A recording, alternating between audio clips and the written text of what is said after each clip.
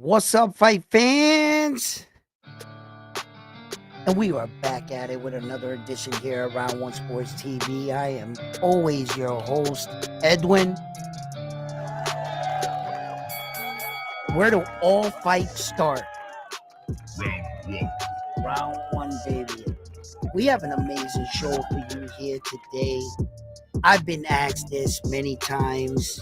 What was my breakdown on this mega showdown between Subriel Matias, the Puerto Rican superstar, and the current WBC world champion, Alberto Puello, Dominican champion, our neighboring cousins. Go figure. Hey, so it is on, and we have a lot to talk about, a lot to break down here. So join us here at Round One Sports Talk as you're tuning in. Don't forget to give me that thumbs up, subscribe to the channel, and click that bell notification icon. It will alert you to let you know when I drop my next live video. So without further ado, let's hop right into this episode.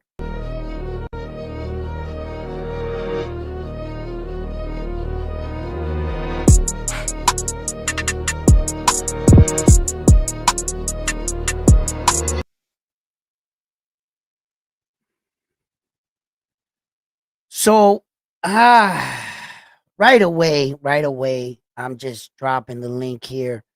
So one of my homeboys, Bang Bang, maybe he'll stop through and share with us his opinion, as I would like my co-host, as usual, Frontline, to come up here and break this down, because I'm gonna go into a little bit about what I think about both gentlemen, and then I want to have a conversation about their styles of fighting and what you guys think as well. So, um, this is a big fight right here.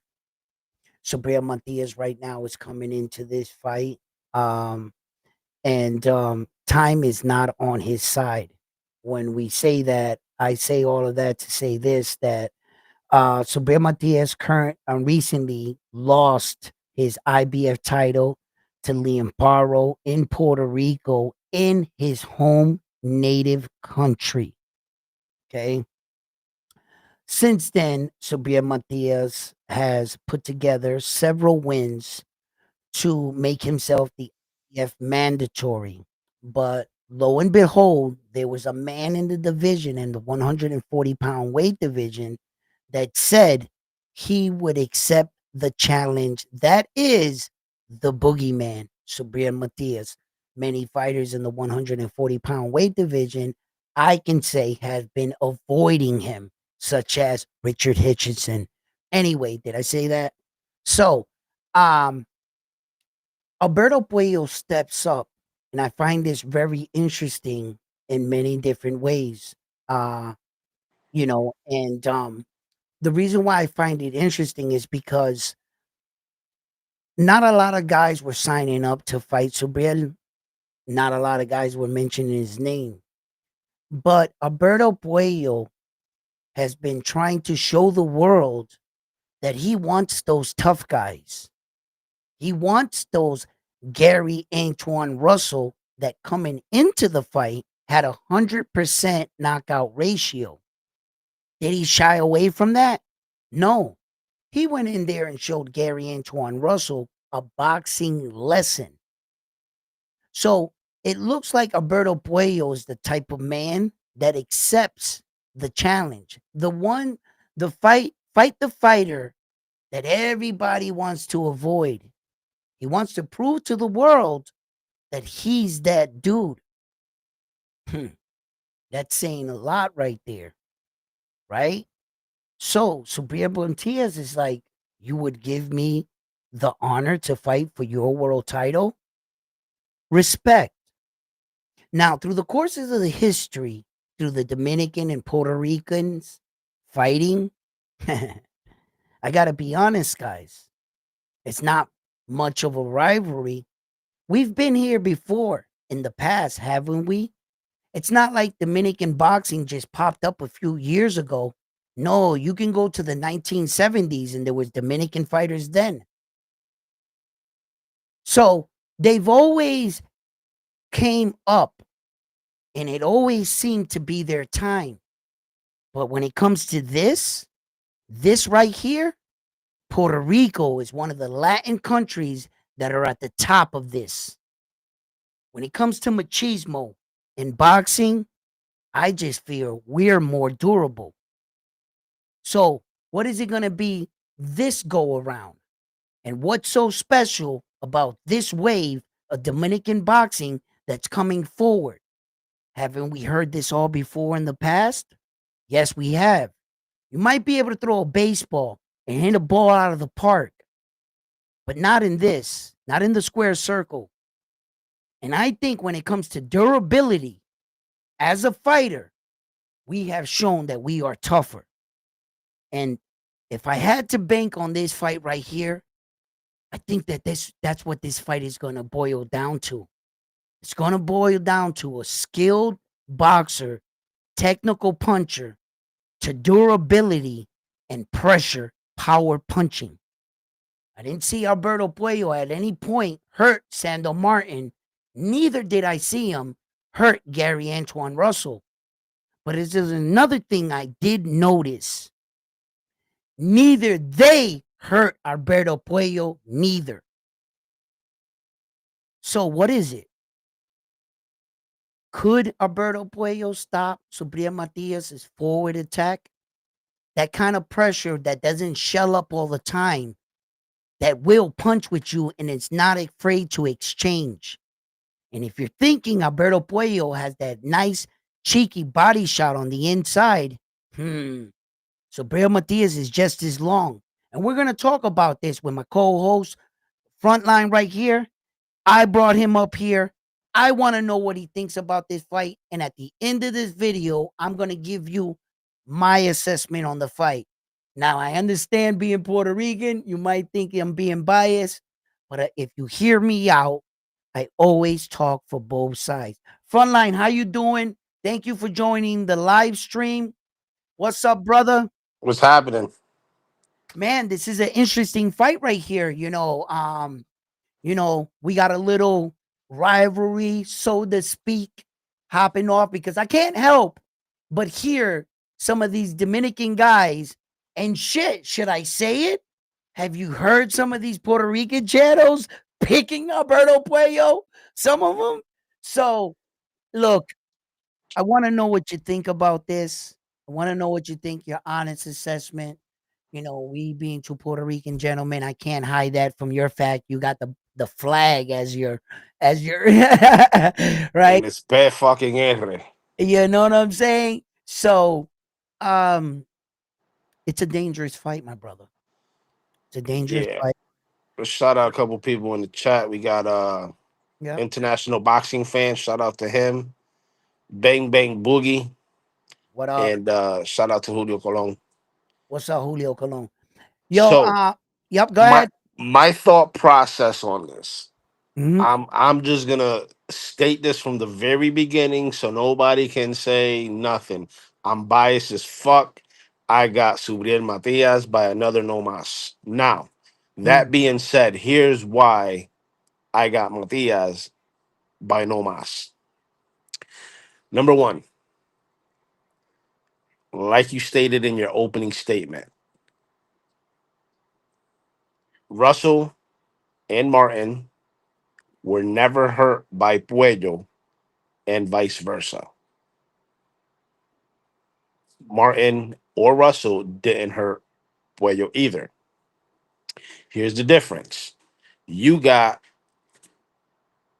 Russell, who arguably has is the more pressure fighter that people say kind of tailors or mimics Subriel's pressure. Hmm. Where I disagree on that is if you watch that Russell fight against Puello over, every time Puello threw that check hook or that straight jab out to Russell, Russell stopped in his tracks, had to reset to then again come forward. Mm. Subriel won't do that. Subriel is going to come forward and take whatever you give him. Just make sure you're ready to receive whatever he gives you. That's the difference. And that's where I see. I mean, we've seen Puello gas out in the later rounds with fighters that don't apply pressure. So with Subriel doing the applying the pressure, we got to see how Puello holds up. Now I'm gonna play devil's advocate here for a second. Okay. Apparently Alberto Puello doesn't really have any love right now on this channel. So I'm gonna play devil's advocate, and I'm gonna point out Alberto Puello's strengths, weaknesses, and things like that. And I gotta admit, Alberto Puello can mix up his punches pretty well. Even with a pressure fighter like Gary Antoine Russell, when he was trying a lot of his pressure, he was slickly moving around. With the one thing that I did notice about Alberto Puello is his timing, the when and the where. Um, he was snapping back. I mean, he punched out his braids. At the beginning of the fight, Gary Antoine Russell had the cornrow type braids, and in the middle, they were all out. He banged them shits right the hell out of his head. He was popping them so much, So, Alberto Puello That was part of the can, plan, though. Alberto Puello can pick up on what you're doing as a fighter. Now, one of the strengths about Subriel Matias's fighting style is that when you throw your punches out of the high guard, it's typically like this, right? And you snap it like that, pop, pop, going forward. The problem with a fighter that throws his punches from his hips, where that Subriel Matias's elbows are tucked away at the bottom of his hips like this, his punches are coming from this way. It's harder to read or to guess which one's coming rather than you leading with your dominant left hand, you know what I'm saying? Your jab hand forward, where that you can try to time that and slip. So Beard braces up like this and comes forward at some point in the fight. Now, you know, uh, these are troubling ways that different fighters fight. You're gonna have to I have to see this live because I didn't think that Alberto Puello had enough power to keep Gary Antoine Russell off of him. I just thought he was outboxing him. I didn't think that I actually thought at some point in that fight against Sandor Martin, he was losing. Alberto Puello. I think Sandor Martin fell asleep behind the wheel. And I said this in one of my lives. I said, you know what Sandor Martin is? He's not a closer. He doesn't know how to close the show. He did that in the T.O. fight. He was winning some of that fight against T.O., I felt like. And he let it slip right out of his hands. He's not a closer. So, I watch Alberto Puello and I'm not sure if he has enough power to keep Subriel Matias off him. I think he's going to rely a lot on his footwork. I believe that the ring has been negotiated. What was it for? What was it? 20? It's You were 20, saying 20 by 20. 20 by 20? Yeah. That's not a bad distance. That's better than that 18 shit, right?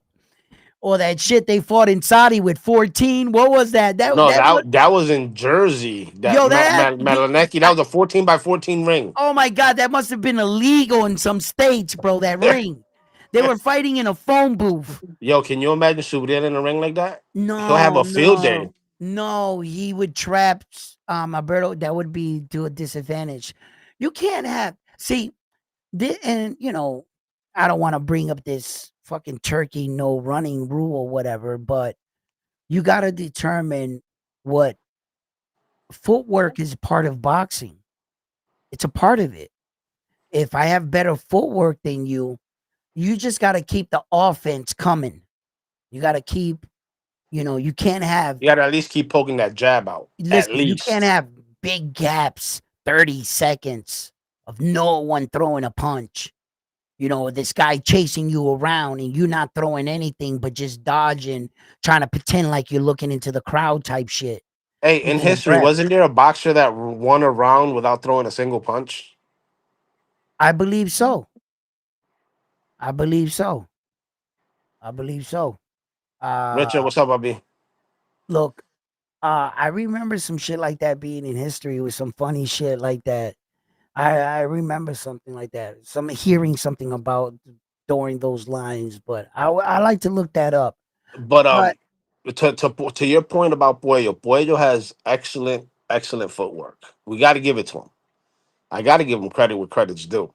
mhm, He lacks the power to keep Subriel off, and and the only way he can beat Subriel would be utilizing his footwork and possibly getting into the clinching and maybe a little dirty tactic here and there, a couple low blows, mhm. headbutts, so on and so forth, which we Yeah, all know whenever you got a southpaw and a orthodox, head clashes are very common. So, right. and they may And not to, be intentional.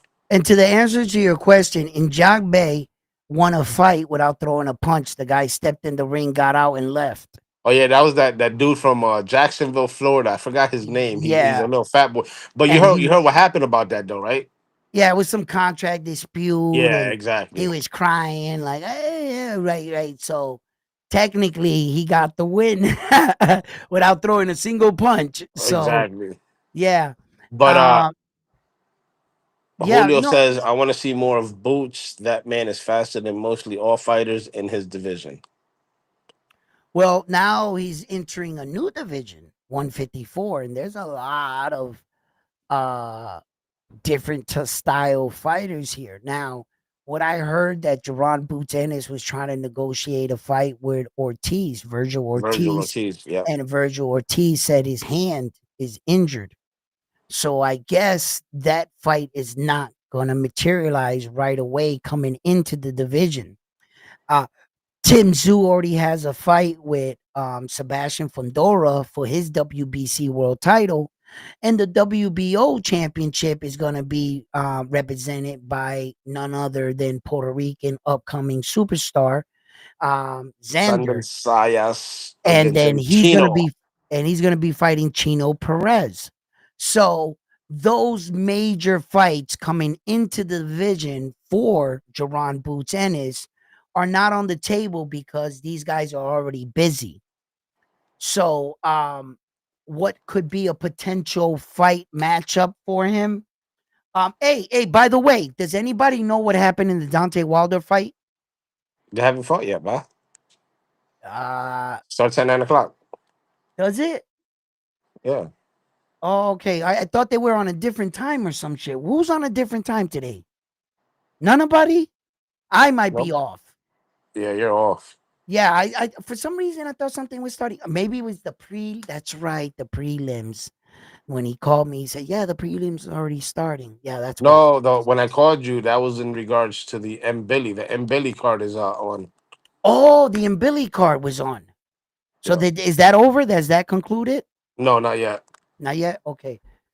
No, of course not, because I'm actually watching it over here. But back to Puello Here it is. real quick. Yeah. So Puello, let me go back to his last. So all his fights were in DR, right? Yeah. Until his last 5 fights. His first fight in America Mm-hmm. was against Sean Owens, which was a Okay. 10 rounder. And that fight was in Minneapolis on the 18th of December 2021. Uh-huh. He won that fight by UD.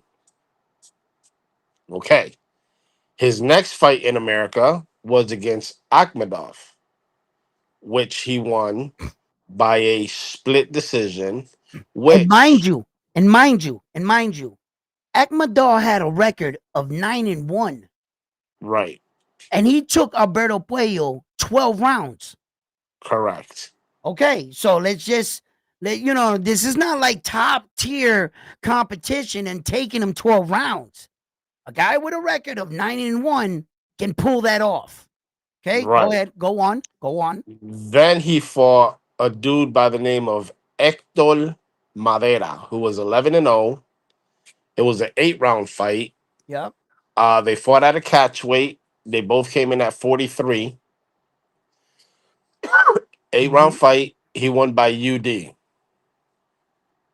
And if I'm not mistaken, that's when he got elevated to the champion after that.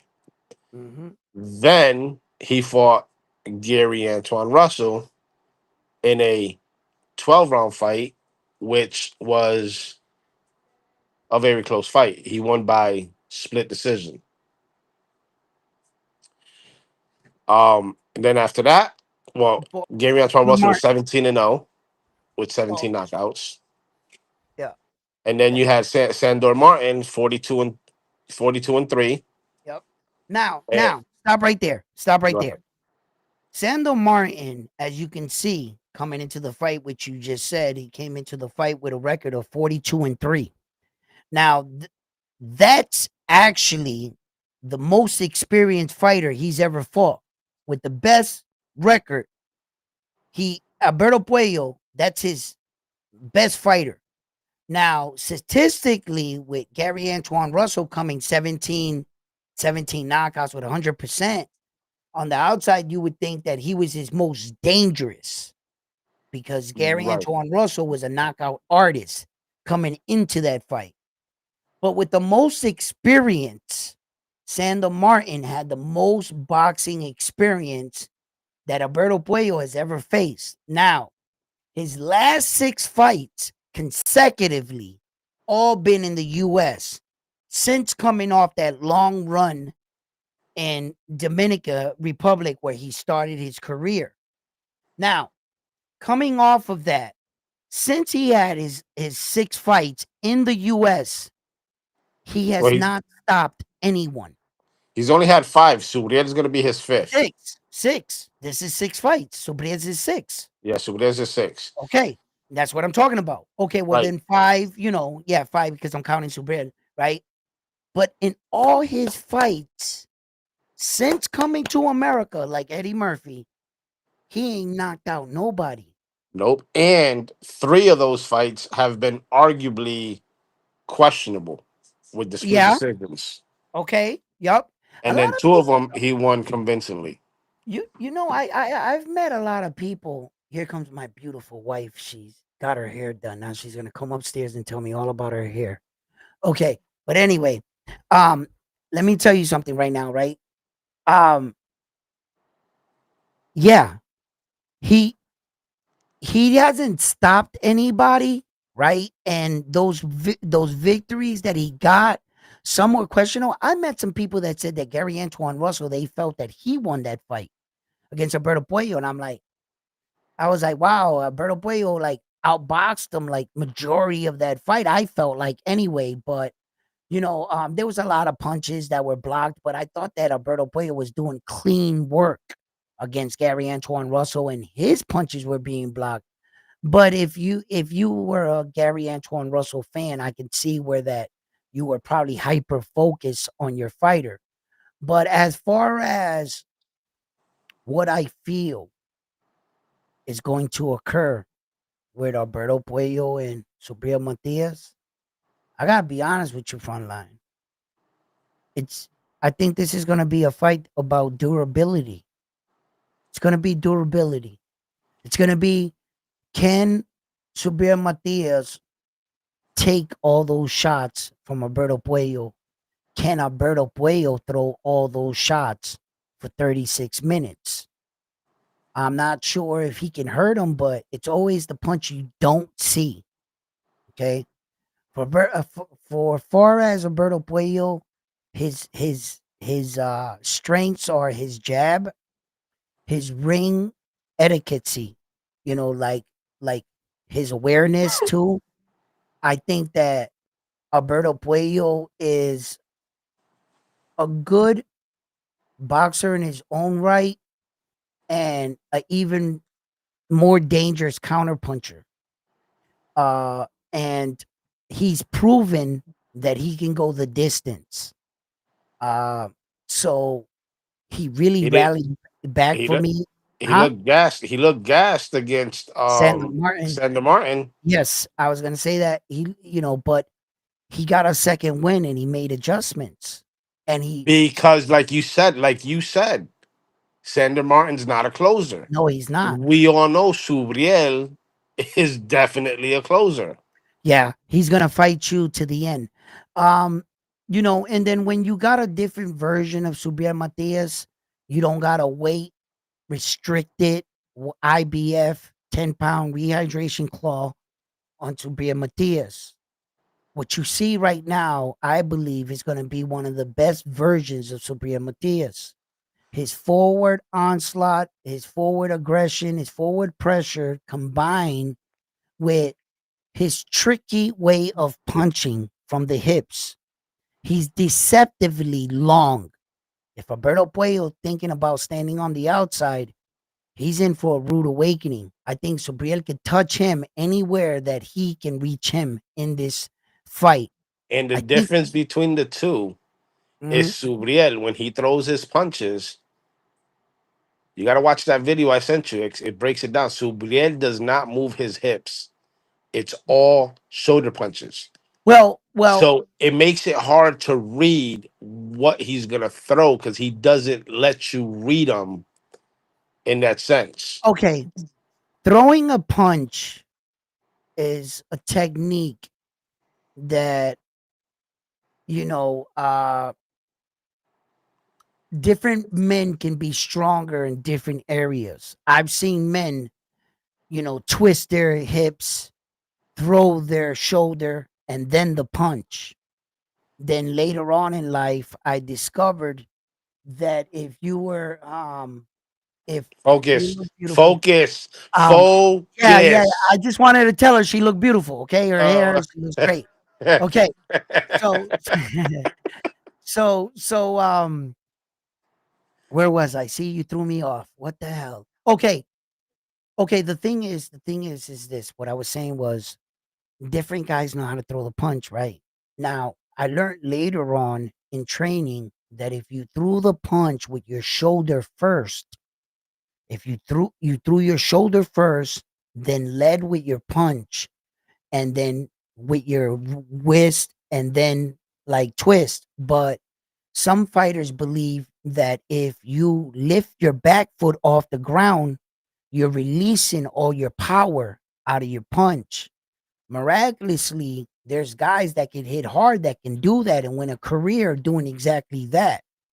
Had they stood their ground, were a bit more flat footed, like Brian Norman Jr., when he hit that Asian dude that he slipped, his base was solid. He hit him and he threw his shoulder first and then brought his momentum with it, but also leading with his head forward so that his weight, his 60% of his weight was already distributed on his front foot when he was leaning like that. So the art of punching really comes up to like the person that understands it. As a child, I've seen some kids just pop off a shot. You didn't have to train them. It was just something he understood. And apparently, Subriel knows something about punching I can't ignore. It's obvious. How many Subriel fights have you watched? And by the fourth, fifth round, this guy looks like he's been through a war. I mean, the dude start looking funny. He all his fights. he's got them fucked up. The He's got only all one, the yeah. only one that I could say that didn't look as bad until the very end was Jukembayev. Dukembayev. Okay. That's the only one. Dadashev, rest in peace. He looked out of it You after like mean round. Dukembayev, the one with the knee? No, that's Ergashev. Oh, Ergachev. I'm sorry, Ergachev. No, Ergashev looked like by round four he looked like he was in hell. He was in hell. Like, listen, Ponce. Ponce looked amazing in the first round. By the third round, Which, He was in all kinds of trouble. yeah. By the way, that video that I shared in the group chat, Yeah, I got it from a comment that Koki posted on somebody else's channel, right. and he copied and pasted that video. So I took it from that and I shared it with you guys. That explains Subriel has three different types of jabs. He's got the high guard jab. He's got the low, like when he puts his hands low and he flings it from his waist, Hmm. and then he's got the leaping jab It where he was kind of like a shovel punch. It's like a right. shovel. It comes up like this. Yeah, His jab comes up like that. And I was talking about that. It's hard, man. And I'm telling you, it's hard to like when a guy throws his punches from his hips like this, when he has them tucked away, he can fake you with his shoulders. He can go like this and throw this one. He can go like that and throw this one. He can go like that and go like this. It's harder when you're like this and you're like pop pop. I know your lead hand is right here, yeah. and I'm ready to parry it, block it, pop pop, step around. It's just a more difficult style to fight. Subriel style, and then what happens is all of a sudden you start to see his opponents start to make changes. They stop running. They start standing in front of him, and they're like diverting all the rest of their energy to trying to get this beast off of you. And all of a sudden, the guy that was moving, like Ponce and all these guys, they were moving around. They start off good with the jab with Subriel. Hmm. Oh, we got an amazing boxer. The Puerto Rican's going to be in trouble. By the fucking fourth round, bro, this guy is looking like, I'm like, God, Lee. And all of a sudden they're fighting different. They forgot what they were, what they They worked forgot their on. game plan. They They forgot that forget. it goes right out the window.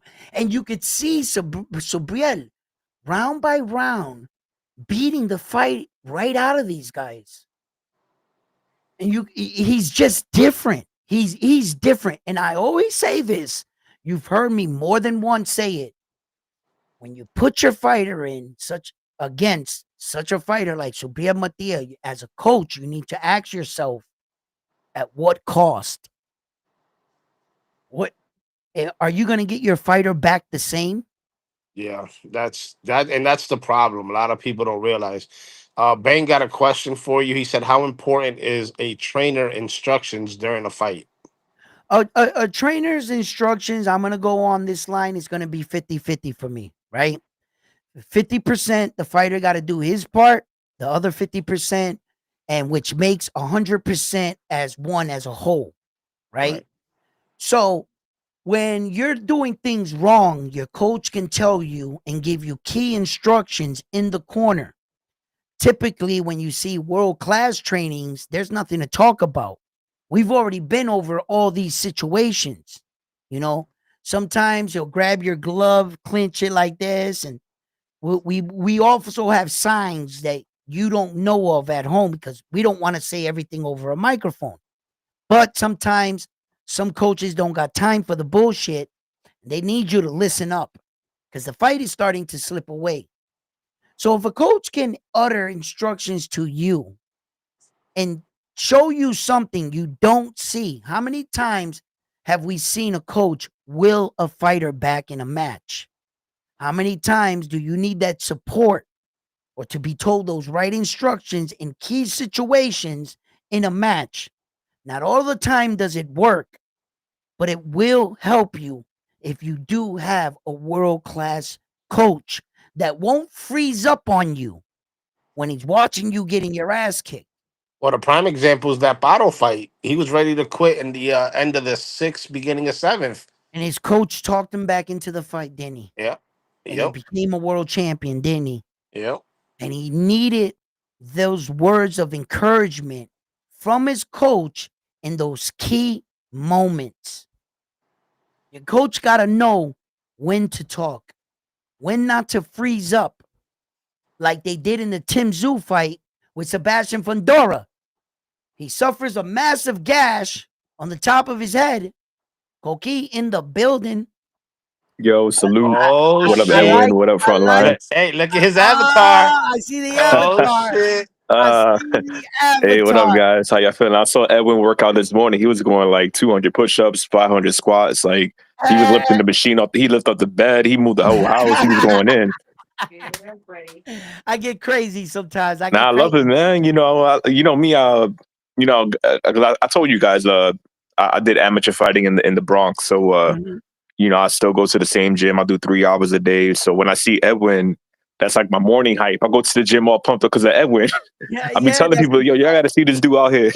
yo, man, 'Cause- listen, man, I'm just tired of like after I came from Puerto Rico after that to be a loss, right? Kind of like I was riding on those sails of and I stopped yeah, going to the gym. I stopped going to the gym. I had like 11 months on my couch. And I'm usually the type of guy, I've been in shape pretty much, and I've learned through my life to be self-motivated. If you hear me, I tell ridiculous lies to myself, just to keep myself going, But because if yeah, it works for you, it works for you. yeah, I don't want to get out of bed. I don't want to go and do this and that, but there's a place I want to be. And if ever came a day that I had to defend my family or had to defend myself, I'm not trying to be a tough guy, but I want to know that what I'm thinking and my movement match, and right. that's why I hear you talk about you go to the gym every day, and it's key. It's key, Yeah. bro. It's key to Even stay even ready. for not even the physical part, for the mental part too. Yes. You feel that stability in your mind. You feel like you have more control of everything. But I'm gonna get to Subriel and Puello because you Yep. guys are making great points. Mhm. Frontline made a great point about Matias, those jab variations. I love that's like my favorite thing about Matias because people think that he's just this pressure guy and he's just throwing punches and it's like mindless. And to me, I feel like Matias he has a very scientific pressure. I feel like his pressure, he knows what he's doing. Like it does look crazy. What was this guy Polanco? He Mhm. called Matias a locatron. Like he was trying to tell him that this guy doesn't know how to box, and so people are going to make fun of Matias for not having feet, for not having defense, but there's a science in there, man. Even in the defense part, you watch Ponce or you watch Malik Hawkins, Ergaseth right? or Yep. Matias, Ergaseth. he was using that right hand on Edwin, the phone right, at the telephone, Right. like you hold the, Right. the, the, the guard on your Hold it ear. up right Yeah, here. when you hold the phone up, it's like, what's up?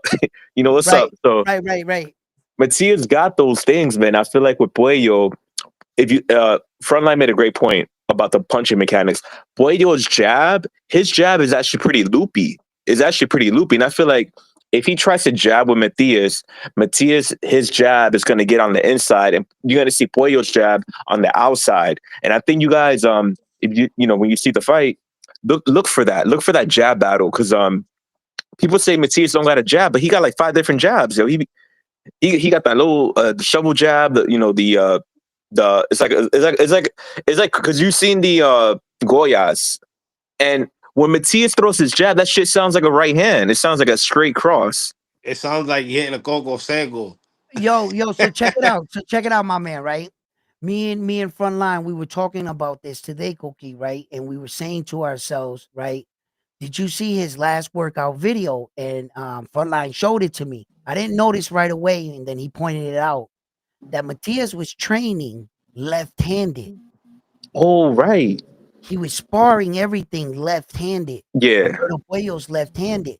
Now, from various articles, videos, and interviews that we've collectively watched throughout the months and years, we saw that where Subriel Matias admitted, yo, I write with my left. I throw a baseball with my left hand. I eat with my left, right? And it could be a case where that he was actually born left-handed, but chose to box right-handed. There are a lot of fighters like young Xander. He was born left-handed. He fights right-handed. right, You see what I'm saying? So, yeah, Miguel um, Cotto too. Miguel Cotto too as Oh yeah, another Miguel one, Cotto loves to just switch, man. He used to drive me right? crazy sometimes. So I'm like, Yeah, but he which was chance are you born, gonna fight? but he was born left-handed. Yeah, Miguel Cotto's. So because when he signs his checks is in the left hand, and his autographs is all left. So it might be one of those cases where Subriel was always a natural left-handed. He just chose to fight orthodox. right. And when you say, yo, that left snappy hand, that's his power shot. Yeah, it's That's scary. you see? So yeah, we were Shout out to Super Navedo. He said round one sports talk. He gave you a salute. And yo, Richard also made a great point. Pollo's going to be in trouble from the body punches if Subriel, wins by no mas. And you guys seen how Pollo does in later rounds against pressure fighters, and I feel like Matias, we're going to see by that fifth round. By that fifth round, we're going to see what Puello looks like. right, Because Edwin made a right. great point. You fight Matias, you're not going to look the same in round 3 or round 4 or round 5. Edwin makes a great point about that. And I think Puello's team got to be realistic about that, because I feel like they think it's going to be a boxing lesson. I'm like, dude, Matias, he doesn't fight for 12 rounds. He's going to fight you for 20. He's going to fight Yeah. you for that rematch, too. Because, in his mind, he wants to, like, when he's in that ring, man, I feel like he wants to fight all day. He doesn't give a damn, and Mhm. that's Well, what makes him such a threat. He doesn't have that I feel like that's what he was lacking against Paro. Against Paro, it looked like he wanted to leave in the 8th round. It looked like Matias wanted to go home and go to his wife and do a little, make another baby and make everything. So I another felt like he baby. wasn't even trying to fight that night, So I feel like if we see Matias be Matias, Puello is going to be in trouble. And I tell people I'm confident in Matias. I'm telling people, I know other Matias fans, they're a little more, they're not as biased as I am. And I, Right. I respect that, because I see Matias fans admitting Puello is going to be a tough fight. And I agree. But if Matias beats him, I think it's going to be so dominant that they're going to be like, yo, we should have looked at that. We should have did an analysis and relook at what we're talking about, because we underrate this guy because Ananya and Paro. But yo, you put Matias with these other guys, man, Haney, Rowley, Gary Antoine Russell. I feel like Matias is going to come out the top of 140. He's going to show Puello that his style works against Puello's style, and that's what I'm confident in. So Well, here's another key factor that a lot of people fail to mention about Matias. Everybody talks shit that Matias gets hit too much. They don't watch his fights often. They watch little highlights and clips here and there, and they show him getting destroyed. But in most fights, he blocks. I would say 45 to 50% of those punches. They're right. landing on his glove. They're not landing on his chin or on his face. A lot Now Yeah, of I people overlook that. now well. You see, you got to understand what Subriel Matias is as a fighter. First of all, in order to pull off that style, many Mexican fighters have pulled off that style, and you need certain elements in order to pull that off. One of them being an iron chin. You need that to pull that kind of style off. That kind of style is a kind of style that pushes the guy back. Now, by itself, fighting going backwards is exhausting. Is exhausting. It will take everything out of you just going backwards. Now, Alberto Puellos, what he has to do is stand his ground and be able to keep Matias at bay. That's what I have to see. Because the kind of pressure and the 1, 2, 3 punches that Subriel's landing in that second, third round, it seems to be doing a lot of damage to these guys. yeah, And after a while, I don't think Alberto Puello is gonna look like Alberto Puello. Now that's what I'm interested on seeing. And yeah, I'm about to speak the most straightforward I can. Look, I don't want to offend anybody, but y'all gonna have to prove this, Dominican Republic. I'm gonna tell you what. When it comes to this boxing shit, we're more durable than you. We've proven it throughout the years. yeah, Y'all waves have come time and time again. And Puerto Rican boxing, why are we're on top and became more world champions for a reason. And it just shows throughout the history. Now, Some might argue, oh, lack of training. Ha, I've heard that before. I can't tell you how many Dominican Puerto Rican trainer duels I've seen come up the rankings throughout the year. That Yeah, doesn't help. That doesn't help. Okay. And I'm banking on the fact on this fight in particular, just this one, not all Dominican fighters, not everybody, all that shit. I'm telling you, bro, this is going to come down to toughness. yeah, Who yeah. wants it You're right. more? And you make a great point, Edwin. I'm going to get to Frontline because he also made another great point. But Edwin, you make a great point about Dominican fighters. There's so many prospects. Dominicans have so many. I understand if you're Dominican, you got to be excited. Yeah. They got like five really good prospects that they could win titles. They got exciting styles too. So shout out to DR for doing that. But Yeah. when it comes to championship fights, you know that especially for that Bro. WBC title, man. You know how many Boricuas had that beautiful. Oh my God, that green title. Oh my God, Edwin, you already got a list. I know you Yeah. got a list in your head already. Yeah. But Yeah. I feel like the Dominican fans they want to talk about well Puerto Ricans had better training. I'm like, yo, look at Elvis Rodriguez. He got Freddie Roach in wildcard boxing. I've been to wildcard boxing. It's a really nice gym. They got Yeah. equipment. They got like high tech equipment. They got everything in there, and you can't use that as an excuse. I feel like with you know, you seen Elvis and you seen how he Yeah. looked against the Mexican brother, right? Yep. And I feel like, Dominicans, they are good prospects, but you got to prove that at a championship level. And Puello, he did have some close fights. He had a close fight with Sando Martin, and he had a Mhm. close fight with Gary Antoine Russell. And he also had a close fight with Akhmedov. And, Puello tends to get in these close fights. And I feel like with Matias likes the close fight. He likes you to like be at his pace. He likes you to like, win those like swing rounds and build that confidence. And then you want to hit him Yes. more because he wants to invite you to that party, that little, Yep. back and forth. And Frontline, you made a great point about what was it? It just crossed my mind earlier before damn it, I forgot it now. Because Edwin Which hit one? me with this point, and then you had another one too I wanted to get at, but I'll come back to it. I was talking about his defense. Oh, right. Yeah. And I feel like the defense part, right? You may see Matias show better defense than Puello because Matias fought Puello's style before. Malik Hawkins is 6'1". He's taller than Puello. And Matias made him look small. That's what I was gonna ask you guys. You seen Mhm. Puello in the ring. He looks pretty big compared to Gary Antoine Russell, who's also a big guy. Right. How did you guys feel about that? Well, I told Frontline about this when I was standing next to Matias in Puerto Rico. Meeting him for the first time, being a fighter, the first thing you do, you always size someone up.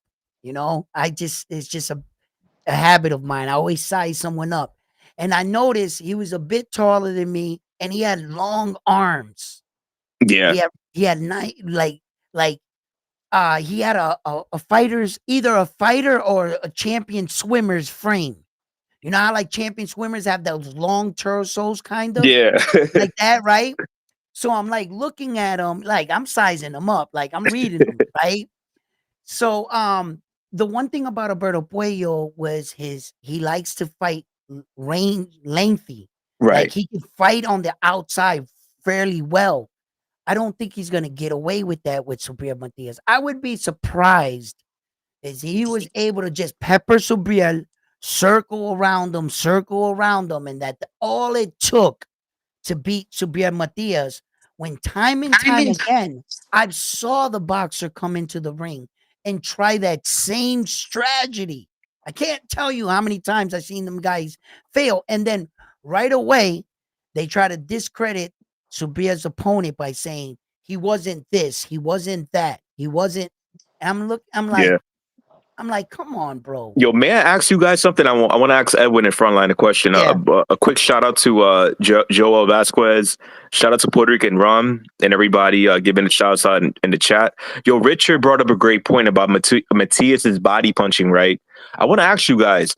You guys seen Puello's boxing stance? You see how he keeps his elbows real tight to the. It looks like he's always like prepared to defend his body. He does have a good stance to like defend those body checks. Those elbows are always down, and in boxing they teach you for your stance to keep those elbows down to protect yourself from the body shot. So how do you guys think Matias gets into Puello's body to apply that pressure?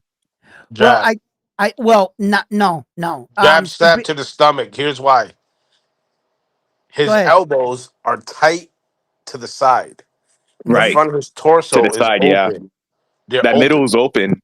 all day. That's where Subriel is gonna have to start stabbing, In that one, middle. twos in the middle to get him to start closing up that defense and then catch him with the hooks to the side of the body. Mm, I like Well, that. well. Okay. When I'm watching Subriel Matias fights, the only time he allows the person is to stab him to the body is when he made that initial step where he brought his back forward, and he starts to go like that. That's when he's like really like in there.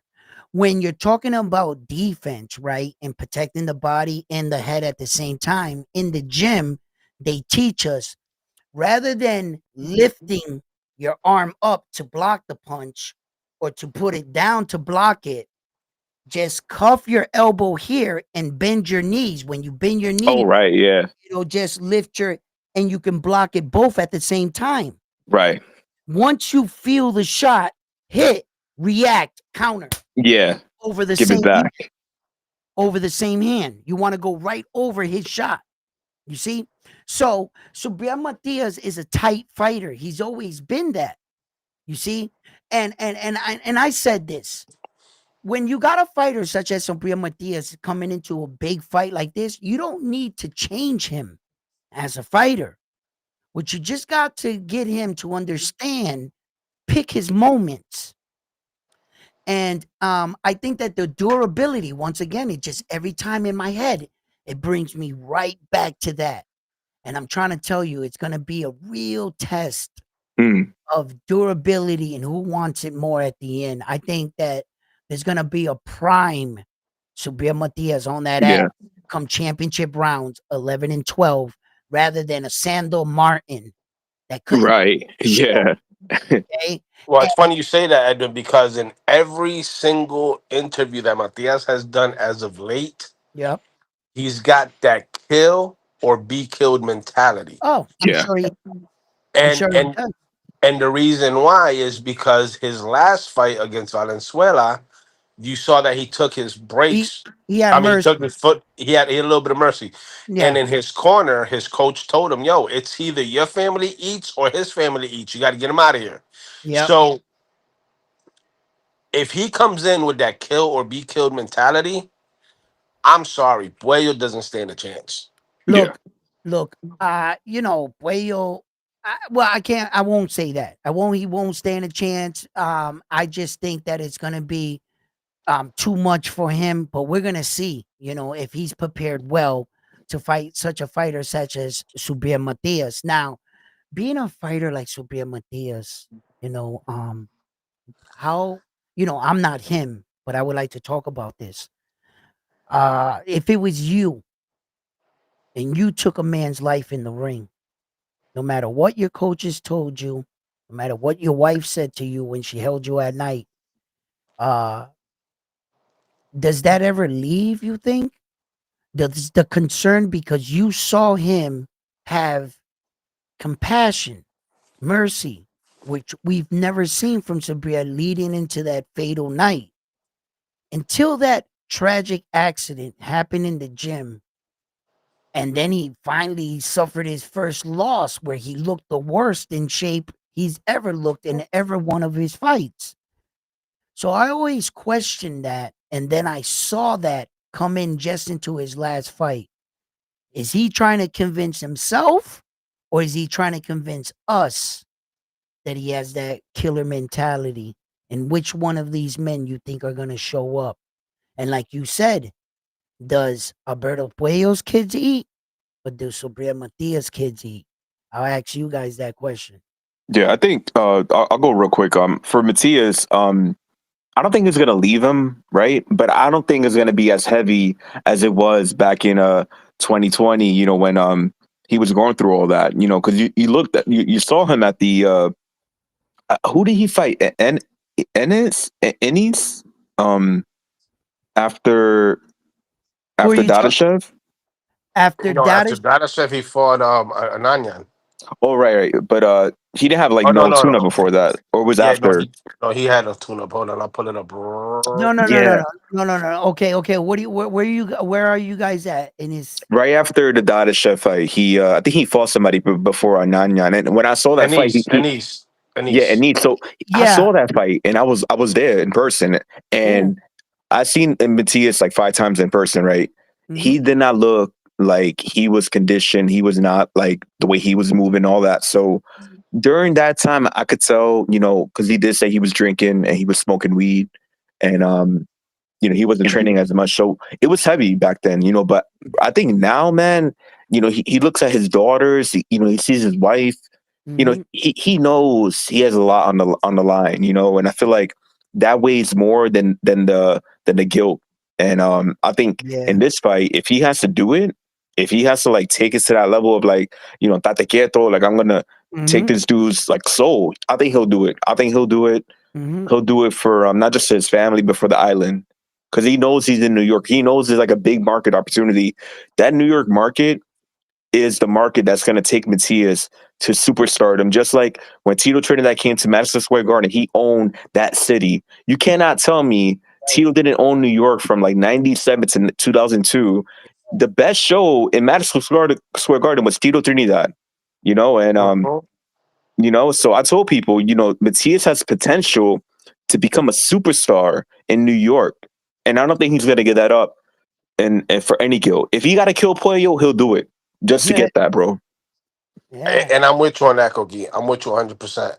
Subriel, he said it numerous times. He's at a stage. Well, he's at an age where it's all or nothing. It has He's to not. be. He's not gonna let these opportunities go by. Um, he is slowed down by the rematch clause, but that being said, even with the rematch clause, I honestly don't think Puello will take the rematch after the beating that he's gonna get.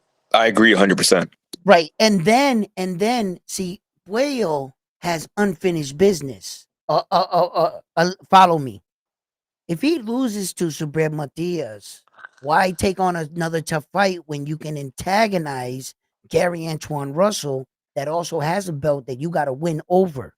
You got a storyline and another belt to fight for. Right, Not and a guy you already beat rather and it'll be than an easy going fight to make. right. And then rather fighting a guy you just lost to, depending how you lose to Subriel, why put yourself through that when you know this guy wants to get it back too? So here I am, Lee. I whooped your ass. Prove it. Take and whoop his ass again and take his belt. So that's where I see him. What Yeah. him doing? You Hey, know. out of Yo, guys, my curiosity, did bad. you Yo, quick, guys? quick, my bad. Yep. Quick shout out to Bang Bang Boogie. He's in the Yep. chat. Shout out to Bang Bang, real cool dude, long time and all that. Yo, guys, I'm gonna make a phone call real quick, but we're hitting the hour mark. All Guys, right. like and subscribe. Round one talk. Yo, this channel, one of the few channels that's talking about Matias. Everybody's talking about every other fight except Matias. You know what I'm saying? Right. And so I appreciate you guys holding it down, sharing the box of knowledge, and giving us a good chat. So I'll be right back. Hit the Yeah. like and subscribe, guys. Like, just hit one like. I'm saying, like, do your thing. All right. I hit All y'all up. right. Dale, Thank you, papi. man. Thank you for stopping by, Koki. Always a pleasure. Thank you. So Yeah, man, this fight is interesting. Go ahead. it is and again, I would ask anybody that's listening, whether you're on live or you catching the replay, put it in the comments. Name one fighter that has came back after a Subriel fight. There hasn't been one. And A fighter that's come back after a Subiel loss well, yeah, well, that yeah. was the same. Well, The no, timeout, timeout. okay, Not even after a loss, even a win. Look at Paro. okay, Paro after Subriel, he fought Hitchens. He lost. He just fought again. What, a couple days ago? Yeah, he won by knockout, but he didn't look the same at all. So my point is, like you stated before, at what cost do you get oh in yeah, the ring with Subriel? You know what I'm saying? Wow, you remind me of this, and I say it all the time, but when you look back at all these guys, a lot of these guys, Malik Hawkins, he doesn't Retired. even box He coaches anymore. now. He trains. Okay, like come on. Well, you know, Pedro Ananias, he's around. He's Uh, around on Pro Box. I've seen Bria, him. yeah, yeah. Jukembayev, same thing Same on thing, but they're not the same. right. Their career, Um, yeah, they no. You sign up Bo- to fight Subriel Matias, you better be ready. It's gonna be a Ponce, long night. Ponce. Matter of fact, let me see. He Ponce. just lost the title fight, Ponce, I think. No, so after Subriel, he's fought three times. Okay. He fought a guy that was 10-2 and 10-2 and 2. 10 wins, 2 losses, 2 draws. He won by KO second round. Yep. That fight happened over there in Argentina. Then he fought another guy in Argentina, Alexis Nahul Torres. He won by UD. It was a 10 round fight, both of them. And then his last fight was December 13th against Guido Marquez, who was 7-3-1.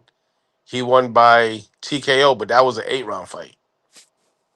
And that fight happened Ho- again Holy back. shit balls. Listen, look, guys. If you guys don't notice the drop in his competition from the Subriel Matias fight, which was a 12-round scheduled fight because it was for the vacant IBF Championship of the World in Ponce, right? And then you see like he has a 10 round, he got a 10, then he drops back down to 8. Like he he he he got a stoppage. He did get the stoppage in the second round coming off the loss. He did. Then he went 10, then he went 8, and he's not really going anywhere. Um, these guys are not they're not performing well after a Subriel Matias fight. They're really not. Liam Paro, for some reason, couldn't turn it up that second gear like he did in the Subriel fight, where he weathered that storm against a power puncher. Richard Hitcherson just picked him apart from the outside, and it seemed like he was content with it.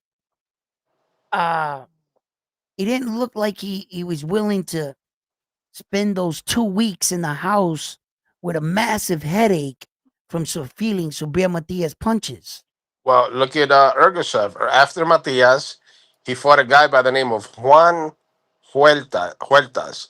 17-4 with 1 draw. 17 wins, 4 losses, 1 draw. He Yeah. won by knockout in the first round. Then after that, he fought the silent assassin Julian Smith, and he Ooh. lost in a split decision. Then he went and fought uh, Junju Power, who was 9-1, and he won with a first round knockout. Mm. But Okay. How many guys have gone on to Junju become a world Power champion after Subriel fight? is How a many of them? fighter from Uganda. He is Huh? ranked number Who has 3 ever out of Subriel 26 Matias in fought? Uganda, and he's ranked number 315 out of 2,746 fighters in the world in the weight class. You're cutting out there. I can barely So hear you. again, these are all fighters that after Subriel, they don't they don't look the same. I mean, we can Okay, go to hold on. Pedro Zananyan even after Subriel. Let me see. He lost to Subriel. He fought in October of 22 and Has anybody ever gone on to become a August of champion? 23. He hasn't fought since, and he Jesus won both Christ. of He them by beats the knockout. crap out of all these dudes. These dudes just a bunch of victims. Yo, my man is gonna come up in here, man, and I know he ain't gonna let us down. This fight is going down July 12th, New York City. Get your tickets. I don't know how I'm gonna do it, but I'm gonna convince the wife to let me go. I'm going down there. I might have to do an in and out dash after the fight, hit the bus terminal or something with my girl, on a fucking like one of those suction cups stuck to my forehead with it turning around looking at me type shit, right? Right? No, but my girl lets me go to these places. She knows I like to have a great time and stuff, and I end up, you know, fighting in the middle of the street somewhere. She always thinks, but I tell her that was years ago. That's 20 years ago. You know, we grew up. You know what I mean? So anyway, but going out to New York City can be a a culture shock to some people if you're coming in, if you never experienced big city life. New York City will surprise you. So be prepared for that. But I've been to New York cities uh, thousands of times. I'm used to it, and I'm looking forward to going. I think I'm gonna stop in and take this fight in. There's a lot riding, a lot of other Puerto Rican fighters. And I know Amanda Serrano just might be in attendance, being the fact that the day before that, she herself is going to be in New York City fighting one of the toughest fights, representing Puerto Rico at its finest in women's boxing. The real GWOAT, Amanda Serrano, Katie Taylor trilogy, shooting it right now back. There were a lot of controversies on both their fights. Headbutt here, robbing of the judges' scorecards in the other one. Let's see if we can get it in American soil and get ourselves a better fight. It's going to be on Netflix. You know, I got Amanda Serrano in this fight for some reason. Um, I think it's going to go the distance. I'm going to be honest. I think it's going to go the full 12, distance. Well, I'm who? wish Wait, whoa, whoa, whoa, whoa! You talking about Serrano? Yes, Amanda No. Serrano and Katie Taylor. Eso va a ser por knockout.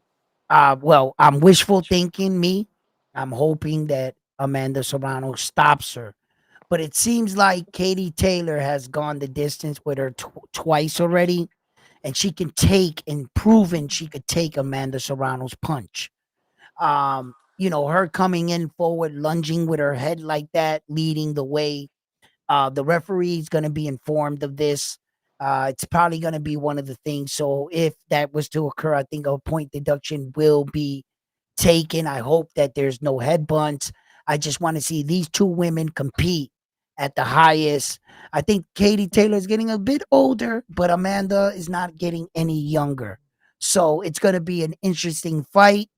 And I said all of that to say that I believe she will be in attendance from when the men have their night in New York City. It's not going to be too far away. She'll be in the same city.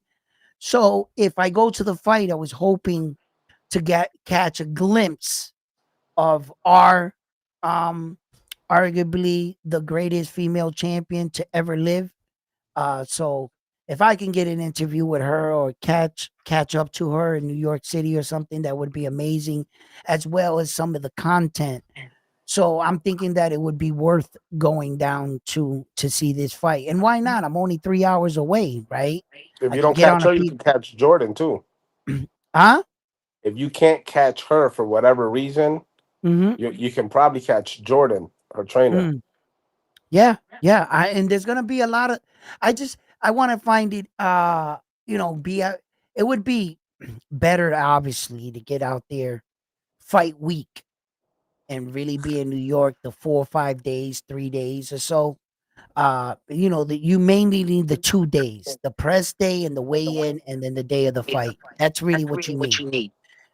That's what I would love to do. We don't all have it in the budget to do all of this. I need some help here. I can't just be telling the wife every time I want to see a fight every 6 months that I'm gonna get a plane ticket, a hotel room, back forth. So, uh, if I had sponsors and stuff, this would be easier. But I'm doing this all out of pocket. And then if I could get credentials for this fight, but I'm pretty sure a lot of top guys have already given out their credentials of their fair share of things. So unless I can get somebody to, and Ness already has his two guys that are covering it. Johnny's gonna be down there, and what's his name there? Um, uh, Tip Bailiff. is going to be down there on Ness's passes for his credentials. So he already got his two for that. So getting credentials for this fight probably is not going to happen, not unless a miracle happens and Camacho gives me his, I don't know. But we'll see. We'll see what happens. Yeah, we got Biting Subriel KO 6 to 12 round. 6 to 12 by KO. The only way Puello wins is by decision. No good if Puello run all day. Then Herbert says his new trainer said when you beat Matias, you don't come back 100%. Richard says, I hope they don't steal the fight again from Amanda. Yeah. Facts, Richard, right? Bing says, listen, yeah, well, listen, guys, okay. I don't like to bring this up for Amanda, right? But I gotta cover the sport. And I gotta tell you where Amanda went wrong. Okay. There was a moment in women's boxing where women were fighting for the right to fight 3-minute rounds versus 2-minute rounds, which we felt that 2-minute rounds for the females would make the rounds much more competitive and they wouldn't gas out as much. So Amanda Serrano and a few women, because of the fact that they have the ability to do that, but not every woman is Amanda Serrano. And I don't think she understood that. I think that she saw and heard the top women in the sport voice their feeling about being treated different from the men. And Amanda Serrano took a side. The side she took was the female side. She was arguing for 3-minute rounds. And in this argument, she went to the WBC because she at the time was a WBC world champion, female champion. And she asked the WBC to back her. The WBC told Amanda Serrano, we got your back. We got your back. And on the day of the announcement, when the WBC came there and said, they asked them, WBC, what's your vote? The WBC said 2-minute rounds. And Amanda Serrano felt like they stabbed her in the back because behind the closed doors in the meeting, the WBC said, yeah, we got your back. But when it came down to vote, they said they voted against it. So what Amanda Serrano decided to do in this moment of female sports, she decided to sacrifice her WBC world title and she threw it in the trash. She said, I would no longer support an organization that won't support me. Right? So she goes out there and she still fights 2-minute rounds. And to this day, now women fighting, it's 2-minute rounds. Right? So she pissed off one of the strongest belts, which is the WBC. So I said all of that to say this. On the night she fought Katie Taylor, it was no secret that if Amanda was to win that fight and the WBC was going to put that belt around her, that she was going to throw that belt on the floor. Now, I don't know about you, but if I got the most prestigious belt in all of boxing and all the other organizations bend to my will, shit, I can make up a belt, make it my green belt, put my big name, and put you guys on the bottom. These guys didn't fight about that, did they? When they made Undisputed, when the WBC so powerful, they'll interrupt a WBA match and present them with an award belt from the WBC. That's how strong they are. Right? And Amanda Serrano was rumored that if she won that fight against Kaylee Taylor, guess what she was going to do? Throw that belt on the floor. The powers that be, if the fight was close, they weren't going to give it to Amanda Serrano because she was going through a battle in the back behind with all the powers that be that I think it showed up in that fight. They were not gonna let that lady throw that belt on the floor. That wasn't gonna happen. I think Amanda shot herself in the foot. Because I think Amanda won that fight, bro. I think she won both of them, even with that fucking gash. She won that fight. But Amanda, she started fighting with some of the powers that be in boxing, and I don't think they were gonna allow that. Well, You she's know. changing it for the better. She's trying to get, I mean, she said in an interview when they asked her about why is she pushing for the 3 minute rounds? And she clearly said it. The reason why she's pushing for it because those that don't box, that she wanted them to understand that in 2 minutes, you gotta kind of rush your game plan because you don't have enough time to work. That extra minute gives them that extra time to put in that extra work, if that Mm-hmm. makes sense. Mm-hmm. Now, Amanda has to know that for every woman that comes along like her, there are 1,000 women that are not. Right. Amanda's special. And when you got a special type of fighter, they don't understand why you can't do this or why you shouldn't be able to follow suit. But there are a lot of other women out there that can do the rock'em sock'em type fight in 2 minutes and be exciting. And be exciting. So look, that Ryan fight, the two girls, when Ryan fought, that was an amazing fight between them two girls. And that was a rematch of the first fight. So uh Kayla Mayer and Ryan, look, I I don't I don't doubt that there are a lot of female fighters that can go 3 rounds. I don't doubt it. I don't doubt it. But I don't understand why, female sports in itself, they think that, there's this competition between men and women that what you guys don't think we can do what you do? No, it's not that we don't think you can do what we do. We believe you, right? But we also want to help you. You're you're already at a disadvantage, right? Where that you can't compete with male sports because of the fact our birth genetic right. Men were given the genetic right to be strong, faster, genetically, and but we can't give birth. And women were given the genetic to give birth, and I'll never experience that shit. I don't know what that shit's like, You right? sure they got operations for that now? Right? Nah, hell no. Yeah, I'm good. And that's just the way things are. When you start to fuck around with what is, and you're gonna be that person ice skating uphill, and you don't know why it doesn't work because now you're just fighting with nature. This is the way things are. Why don't we help you around what you guys can do?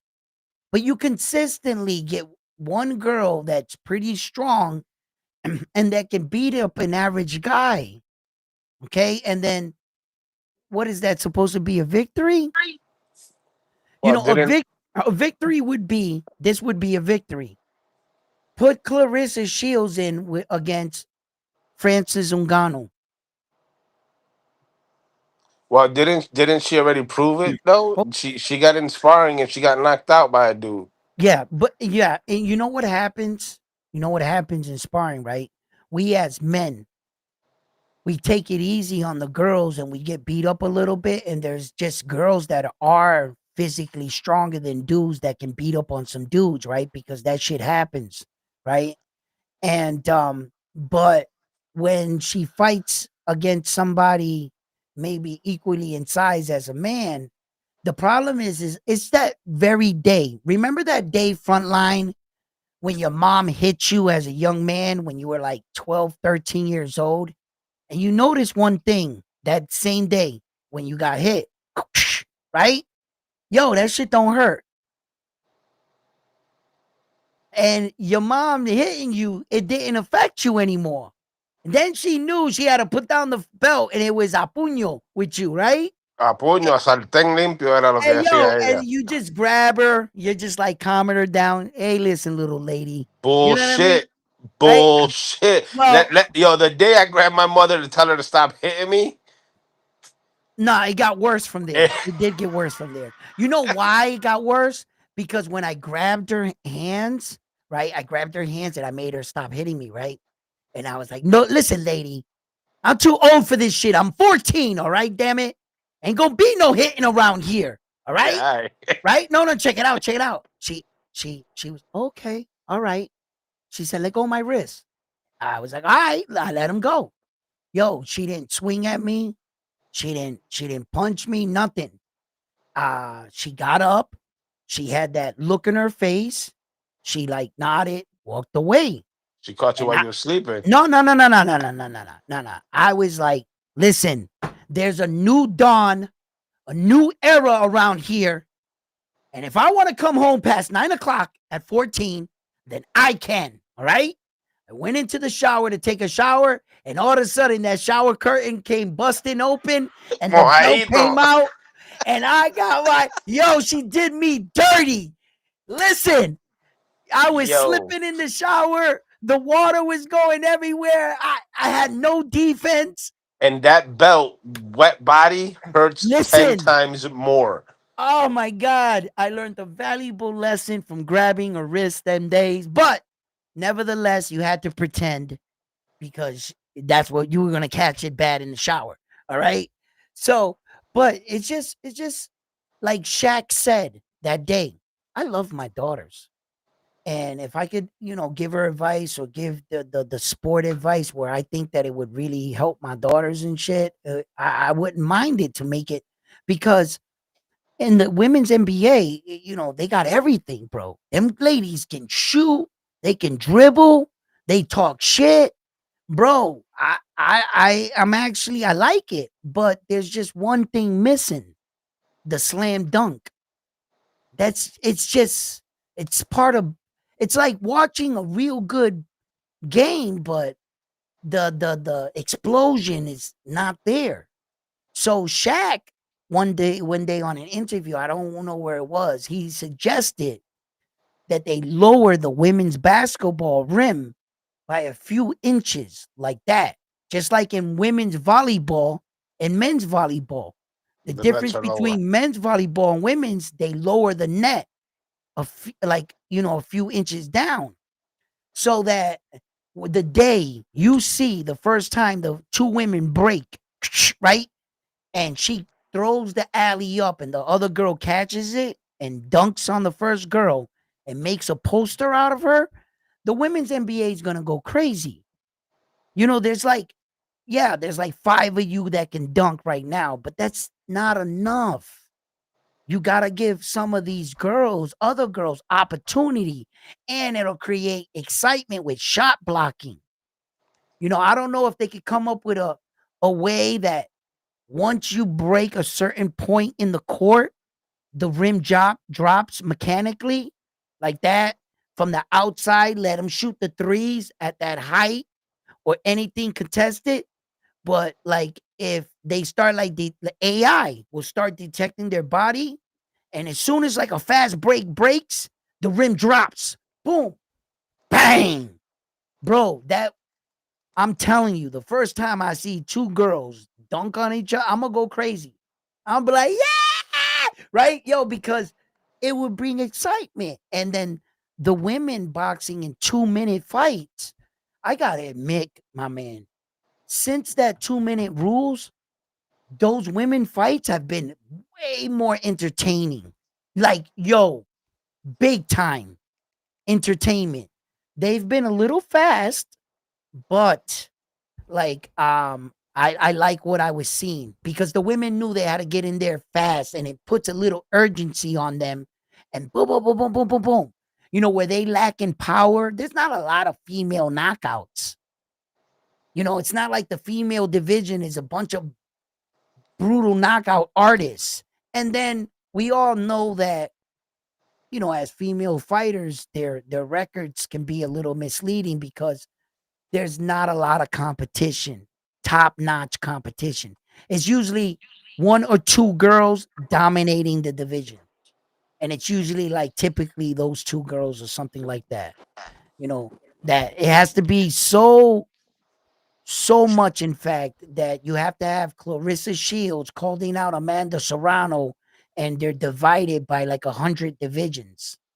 Like that fight would never ever happen, but there's not so many women big names where that, you know. So, but I think that, you know, some of these rules can Oh, help. so how do you see the fight going?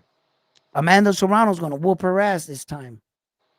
Clearly, She's listen, look, uh, come on, Amanda. You had to have learned some things, you know, and she's had to have learned that she can't, like, just because of what the outcomes were, you start to see yourself heading into the 12th round. Don't tell yourself they're not gonna the fight's close, they're not gonna give it to me.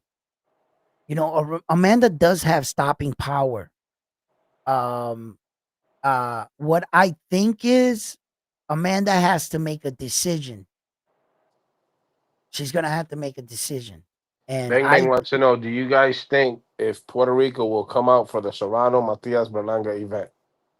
yeah, yeah, I think Puerto Rico's gonna come out. I think it's going to, because Puerto Rico's already gonna be in town with Amanda. It's one literally the next day.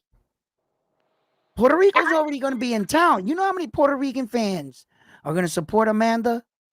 They're gonna come out there. It's gonna be a nice little crowd, a nice little chunk. And then the men are gonna come in the next day, and we got three top guys right now. Amanda's kicking it off. We have four Puerto Rican top stars in boxing currently about to head the weekend in New York City starting Friday, ending on Saturday. Well, I hate to bust your bubble, but the quote unquote Dominican PR rivalry starts officially tomorrow. Tomorrow, huh? There's a card on Universal Promotions in Puerto Rico. It's in Juncos, Puerto Rico. You got Jacob Gomez fighting Derlin Hernandez Geraldo from DR. Mm. Then we got a good fight that's gonna happen is John Bausa versus Omar Rosario. Wow. That fight's gonna happen. You got Juancito Sayas is fighting against Gabriel Cruz. Then you got Kiara Tapia, the female from San Juan. Mm-hmm. She's fighting against Li, Liliana Martinez, who's Dominican.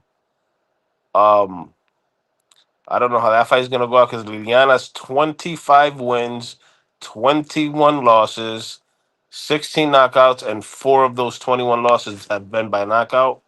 And Kiara um is only 6-0. So Mm. big gap there. Then we got William Colon who's fighting against Emmanuel Rodriguez.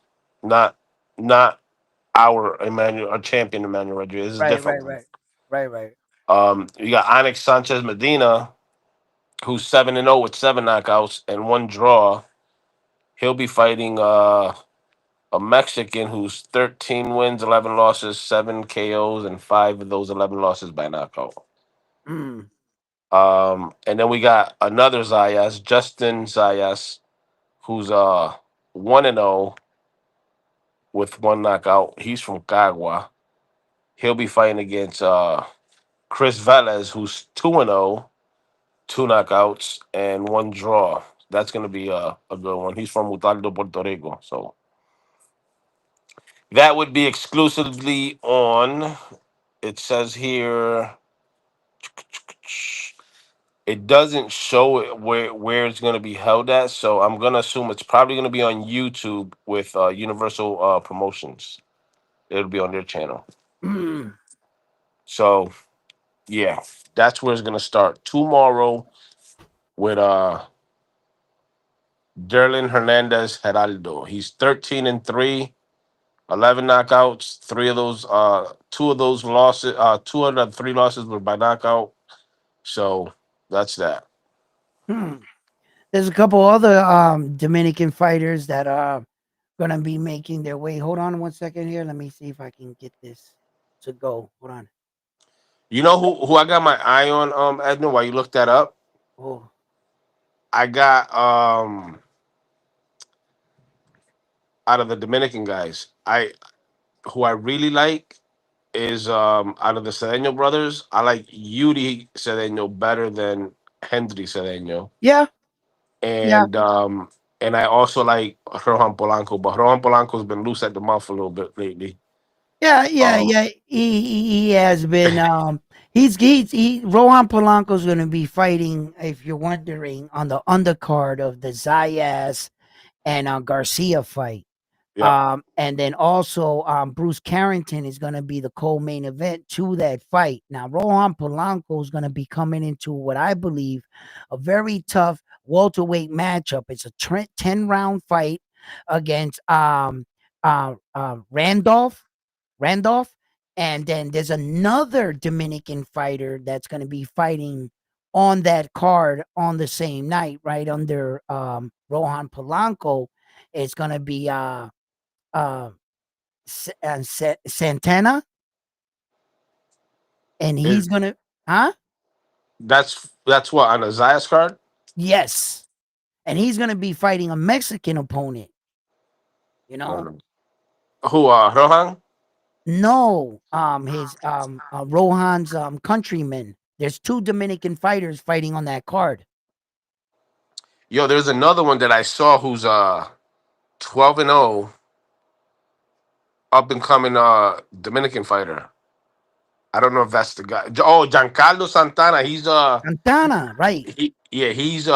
He's trained by a Puerto Rican trainer, Emiliano, I think Rodriguez his name. He's up and coming. He's good. And he's fighting the Mexican dude, Alamera. Alameda, yeah. Alameda, he's fighting him. And That's that's a who good he's fight. fighting. And then 30, Rohan's fighting Randolph. yeah, Quentin Randall. Randell. Yep. Then we got Juanita Lopez. He's fighting on that card against another Puerto Rican, He's gonna be like on the Sanchez. prelims, right? Yeah, Probably. yeah, yeah.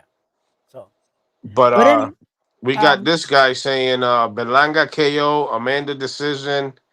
It's Camaleon, Subriel KO 8-10, and Camarón and Morel, all winners. Then he got Bausa por KO, Juancito KO, Kiara win. he never Bang. gave us the Shakur Zapata. Yeah, he said Camarón. He said, "Come on, oh, he's got him beating Shakur." Okay, I can respect that. I can respect that. Then we got Bang Bang said don't forget the Jake Paul card too. Farmer and Kid Austin, Schofield. Yeah, Schofield, because on that he's fighting not what well hold on.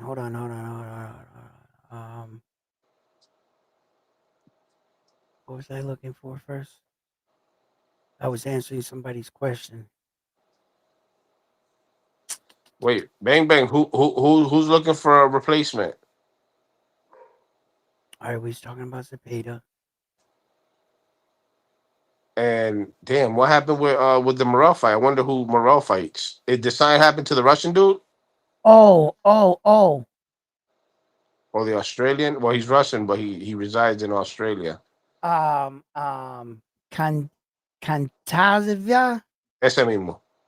that dude, yeah, Ese mismo. yeah. That's who Morel's fighting. I haven't heard anything of anything change, but I haven't talked much about that fight.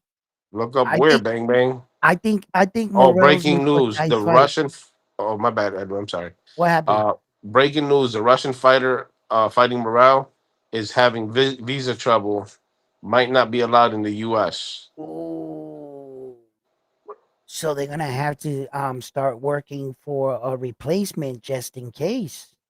A little backup on, just in case. But listen, man, Turkey will pay TSA off. I'm not sure if it works that way. I wish it did. But listen, I'm gonna get out of here. Wifey wants to step out, have a dinner and have a drink real quick. So Dale, enjoy. yeah. Buen provecho. All right, man. You guys take care. Love yourselves. I'll be back at it tomorrow. Catch me on the workout in the morning time. Until then, I'm on to the next one after this one here at Round One Sports Talk. You guys